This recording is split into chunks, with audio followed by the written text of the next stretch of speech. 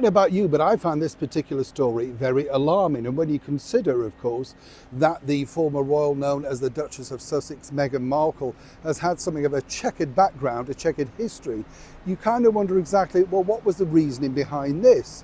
As you know, with Meghan, she's reiterated her own stories many different ways. In fact, if we're supposedly to believe her, she left hospital 2 hours after having an epidural and going back, of course, to Windsor with no problems at all, i.e. this picture here.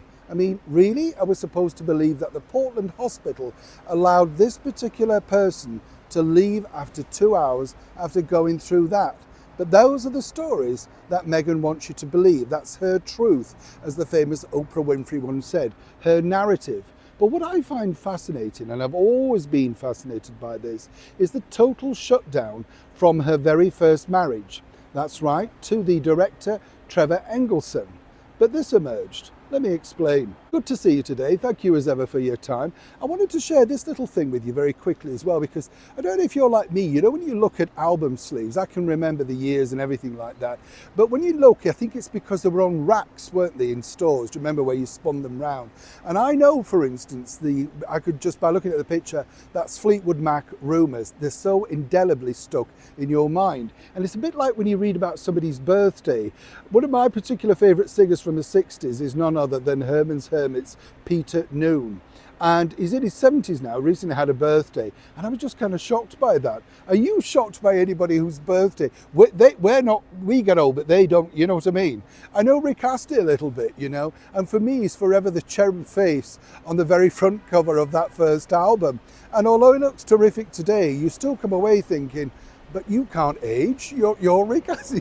Is there anybody that you feel kind of shocked about when you see the birthday? You know what I mean? I always find that very strange. Back as ever to your royal story of the day. Trevor has so far refused to say anything about his traumatic time married to the former cable TV actress Meghan Markle, and some say rightly so. What I find fascinating about the background to this is, of course, we've seen or heard very little, only from her father, who has been very detailed about exactly what he was and what he wasn't allowed to do. According to her, she micromanaged every possible detail of that very first wedding, right?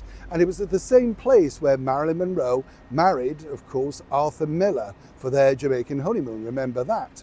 Now, where it gets really interesting is this, because according to a very well-placed source, while Trevor is still not keen to talk about the traumatic way that Meghan cut him off, dumped him and left him high and dry, there's one thing that he doesn't genuinely have, and it's all down to Meghan. Let me explain.